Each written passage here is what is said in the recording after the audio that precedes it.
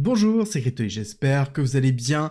En tout cas, ça fait une bonne semaine où on est content d'être en crypto. Et surtout si on a du BTC par rapport à la finance traditionnelle qui se prend des claques sur des claques sur des claques avec des grosses annonces, notamment celle de mercredi, le 2 avril, Liberation Day de Donald Trump, qui a fait mal au marché, moins 20%, quelque chose qui a vraiment détruit notamment le Nasdaq.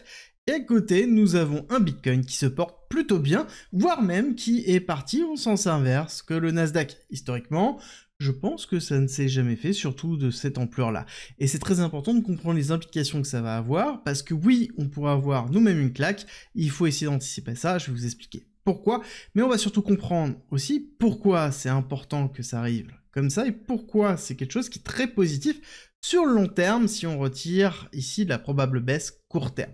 Alors, avant, on va revenir un petit peu sur notre ami Donald Trump. Le marché va exploser, tout se passe très bien en date du 3 avril 2025. Nous sommes le 5 avril 2025. Entre-temps, clairement, il n'a pas vu ça. Voilà. Il n'a pas vu la journée d'hier où on s'est fait détruire. Le marché a juste imploser, exploser, bref, choisissez ce que vous voulez, à tel point que tout le monde est en train de se poser des questions sur ce qui se passe.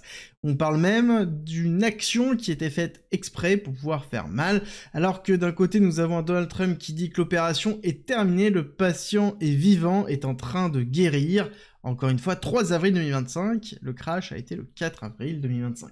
Oui, il y a eu une réaction du marché le 3, mais je suis pas sûr que ce soit vraiment en train de guérir. Surtout qu'on a un Jérôme Powell qui prend position, qui nous dit clairement les nouveaux droits de douane imposés par Donald Trump sont plus importants que prévu. Ah oui, le marché avait prévu 10%, et là on a 10% en effet sur tout le monde, plus quelques, hein, pour pas dire beaucoup, d'autres pays, avec ici des droits de douane qui sont bien supérieurs à 10%.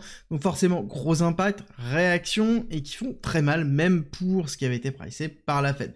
Et du coup, les conséquences économiques, donc toujours je cite Jérôme Powell, leurs conséquences économiques, notamment une hausse de l'inflation et un ralentissement de la croissance, le seront probablement tout autant. Sous-entendu, plus important que prévu. Nous sommes confrontés à une perspective très incertaine avec des risques élevés de hausse du chômage et de l'inflation, compromettant les objectifs de la Fed, à savoir une inflation de 2%, un taux de chômage inférieur, enfin il dit taux d'emploi maximum, c'est le même principe, on regarde nous le taux de chômage, si le taux de chômage monte, ça veut dire que le taux d'emploi diminue. Donc globalement, en effet, la Fed est en train de nous dire qu'on se retrouve dans une situation qu'on n'a pas envie, ça veut dire de l'inflation qui monte, potentiellement du chômage qui va monter aussi, et donc ça veut dire une économie américaine qui se détériore, qui encaisse ici les taxes douanières, avec de l'inflation. Donc la Fed ne peut pas baisser les taux, parce que s'il baisse les taux, l'inflation monte, mais s'il laisse les taux élevés, à ce moment-là, l'économie va s'étouffer certainement. Et donc on est dans une situation qui est perdant-perdant, on ne peut pas agir, en tout cas au niveau de la Fed. Par contre, c'est pas du tout comme ça que le voit Donald Trump. Ici, il dit que ce serait un moment parfait pour que Jérôme Powell, directeur de la Fed, coupe les taux d'intérêt. Il est toujours en retard, mais il pourrait changer maintenant son image et le faire rapidement. Et la réponse de Jérôme Powell a été « on n'est pas pressé, il faut regarder ce qui va se passer ». Et là, il explique que c'est une grosse réussite pour les USA et que baisser les taux d'intérêt, enfin, en tout cas, il demande, même il ordonne à Jérôme Powell de couper les taux d'intérêt et d'arrêter de jouer les politiques. Et là, on est sur la chute réelle du marché, on est le 4 avril 2025. On a vraiment ici une guerre qui est en train de se faire avec une vision qui est la vision de Donald Trump, et à côté, le reste du monde qui est sous le choc de ce qui est en train de se passer, et même Jérôme Powell lui-même a l'air d'être sous le choc. Il a l'air de se poser vraiment la question de quel est le meilleur moyen de faire, à savoir que, clairement, si on a une inflation qui monte en flèche, et à côté un taux de chômage qui monte en flèche aux USA, il n'y aura pas de bonne solution par rapport à ça. Par contre, si en effet on a une augmentation de l'inflation et un chômage qui reste plutôt normal, et que ça se tasse petit à petit, ce sera propice pour diminuer les taux. Je pense réellement qu'il n'y a pas forcément un time to rush, sauf au niveau du marché, parce que le marché, le Nasdaq, a pris vraiment ici une claque, et il y a une peur généralisée qui est en train de se faire. Comprenez bien que cette peur-là, elle va déclencher beaucoup de choses, et notamment pour l'or, et aussi le Bitcoin. Je vais vous expliquer ça plutôt dans la deuxième partie de la vidéo, donc restez bien jusqu'au bout pour bien comprendre l'implication que ça va avoir pour nous au niveau des cryptoactifs. Mais en attendant, là, on a le marché traditionnel qui est dans l'extrême peur, si d'accord? 6%, alors que nous, on est quand même dans les 30%. Ah oui, historiquement, c'est quand même nous qui sommes plus dans l'extrême peur plutôt que la finance traditionnelle. Là, ce n'est pas le cas, on voit vraiment la macroéconomie qui s'est mangé une claque. Nous, BTC, on tient, je vais vous montrer ça tout à l'heure. Mais donc, ça veut dire que là, on a un chiffre qui est en train de se faire, un chiffre qui est très important, qui est sur le long terme très positif. Par contre, court terme, il va falloir s'accrocher. D'ailleurs, en parlant de court terme, je vous rappelle que j'organise une masterclass demain, donc c'est-à-dire dimanche à 10h. Il y aura le replay pour ceux qui sont pas là, mais soyez là pour pouvoir poser vos questions. Ça va être dans la communauté privée gratuite où je vais revenir sur le cycle. Comment gérer si jamais on a des assets qui sont en négatif actuellement? Est-ce que oui ou non on aura une alcohol season? Comment gérer son risque par rapport à la macroéconomie actuelle et quelle est la place des cryptos par rapport à ça? Et je ferai une analyse justement d'un portefeuille pour vous montrer les actions concrètes à faire. Si vous voulez y avoir accès, c'est simple, c'est dans la communauté privée gratuite. Pour vous inscrire, c'est le lien en commentaire en description. Et vous retrouverez le lien directement en bas, vous scrollez, vous avez accès à plein d'autres contenus, mais en même temps, vous avez ici le lien de la masterclass pour me retrouver demain, 10h, pour parler justement de tout ça. De parler de ce qui est en train de se passer, mais pas que, surtout l'implication dans les cryptos. Et là, ce qui est sûr, c'est que on a pris une claque monumentale. Je ne sais pas si vous vous souvenez, j'avais tracé justement une extension de Fibonacci sur l'accélération baissière et le retracement qu'on avait eu, en vous disant que bon, les targets étaient plus ou moins dans cette zone-là, avec une extension de 1 et 1,1 ici, plutôt classique, 17 200, 16 932. On voit qu'on a atteint le premier sur le Nasdaq. On a ici liquidé toute cette partie-là et très vite. Cette impulsion baissière, c'est pas quelque chose que l'on voit très fréquemment, voire même quasiment très très rarement. Moins 7% sur le Nasdaq. Si on regarde et qu'on va voir justement dans 2022 quand on a eu des grosses impulsions baissières, on n'a pas en une journée moins 7%, d'accord? Donc c'est vraiment quelque chose qui est une réaction épidermique par rapport à ici un changement de dynamique au niveau des marchés traditionnels et peut-être même l'arrêt de la mondialisation et on est en train de pricer ça. Alors est-ce qu'il y a que ça? Non, il y a d'autres choses qui rentrent en compte et ce sont des appels de marge, ça veut dire la capacité de pouvoir répondre à des appels sur la liquidation d'assets, c'est-à-dire que beaucoup, que ce soit à travers des options, que ce soit à travers des dérivés, sont exposés au Nasdaq et au S&P 500 et il y en a beaucoup qui sont en train là, soit de se faire liquider, soit qui en sont proches. Et ça va avoir une implication dans l'or et sur les crypto-monnaies, je vais vous expliquer ça dans quelques instants.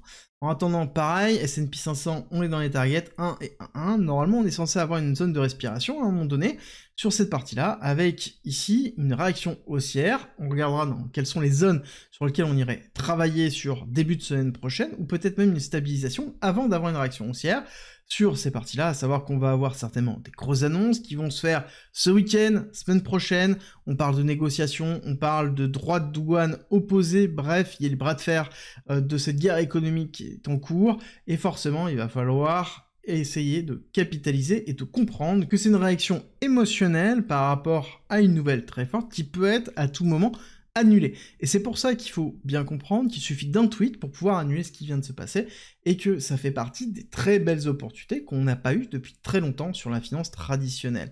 Bon, après, ce qui n'est pas forcément positif, c'est le taux de chômage qui est revenu à 4,2, qui renforce justement le discours de Jérôme Powell, qui fait partie des indicateurs que je vous ai expliqués tout à l'heure, donc forcément, ça rajoute une pression au niveau du marché. Et cette pression, on va parler de récession, on va parler de dépression, on va parler de stagflation, bref, tous ces mots-là, ces gros mots du jargon économique qui reviennent pour parler d'une période économique complexe, vont revenir sur le tapis, je pense, dans les jours, dans les semaines et dans les mois qui arrive, et certainement le mot récession va revenir beaucoup plus fréquemment. Donc ça va alimenter quoi? Ça va alimenter ce que je vous ai montré tout à l'heure, la peur sur les marchés traditionnels. Mais où est-ce qu'on se positionne par rapport à BTC? Bah plutôt positivement, là on est en daily, et quand on regarde la bougie d'hier, sur vendredi 4 avril, et même on peut regarder celle d'avant-hier, jeudi 3 avril, bon bah ça n'a rien à voir. Là où le Nasdaq se mangeait une claque, quand on regarde l'ouverture de la bougie et la clôture de la bougie de l'autre, sur BTC on a fait plus 1,71, et si on va regarder le Nasdaq sur ces deux mêmes bougies, ouverture et clôture, pour avoir quelque chose qui est à peu près identique, jeudi, vendredi, on est à moins 8,47. Donc on voit bien l'impact qu'il y a, c'est une des premières fois, voire même la seule fois, où je vois un impact aussi fort de décorrélation positive pour le BTC par rapport au Nasdaq et au S&P 500. Et ça, c'est vraiment un premier signe. Ça ne veut pas dire qu'on va pas se manger ici un rattrapage et une claque, je vais vous expliquer pourquoi, mais c'est positif sur le long terme. Ça veut dire en effet qu'on a déjà eu une phase de capitulation qui a été très violente, qui a fait très mal. On l'a vu justement il y a assez peu de temps. Hop, on va reprendre celui-là. On voit bien qu'on a eu cette énorme bougie en février qui a mis une énorme claque ici. Et ici une grosse phase de liquidation, et quand on regarde ici la courbe qui est le Nasdaq, on voit que le Nasdaq a chuté après, d'accord, a vraiment chuté après. Nous on a liquidé en amont sur Bitcoin, et c'est quelque chose qui est vraiment positif, parce que ça veut dire que ici, nous avons plus de position à liquider. On a un open interest, c'est-à-dire la représentation des leviers sur Bitcoin, qui est le même niveau que quand on était sur un BTC à 60 000, sauf qu'on est sur un BTC à 83 000. Donc il n'y a plus d'intérêt à aller liquider plus bas, ou en tout cas beaucoup moins, et même si on va plus bas, ça ne veut pas dire qu'on aura une implication qui sera identique à celle du Nasdaq. Maintenant, il va falloir regarder, lorsqu'il y aura une réaction positive, si oui ou non BTC sera capable de suivre sur long terme. Pour moi, c'est l'élément important. Et moi, ce qui m'intéresse, c'est de voir le fait que BTC tienne alors que le Nasdaq est en train de s'effondrer. Ça reste vraiment un point très positif.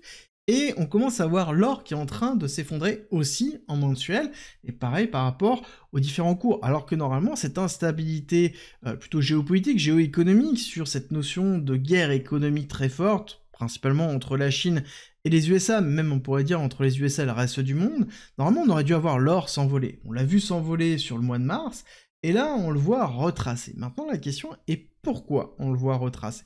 Parce qu'il y a des appels de marge. Et c'est là où il faut bien comprendre l'implication que ça pourrait avoir pour nous, et comment nous, on pourrait avoir ici une claque, un rattrapage, qui peut aussi toucher le BTC, mais pas que, aussi l'or. C'est-à-dire que quand on a une chute aussi forte et puissante au niveau d'actifs comme le S&P 500 et le reste du monde, surtout les classes US, à un moment donné, les personnes qui sont à levier vont avoir quelqu'un qui va toquer à leur porte en disant « Écoute, là, ta position marge, c'est-à-dire ton nécessaire pour maintenir ta position ouverte qui est en longue sur le Nasdaq ou le S&P 500, bah, il faut alimenter parce que si ça continue à baisser, tu vas te faire liquider, donc on va vendre ta position. » Ce qui peut expliquer aussi la chute brusque qu'on a pu avoir et les moins 7%.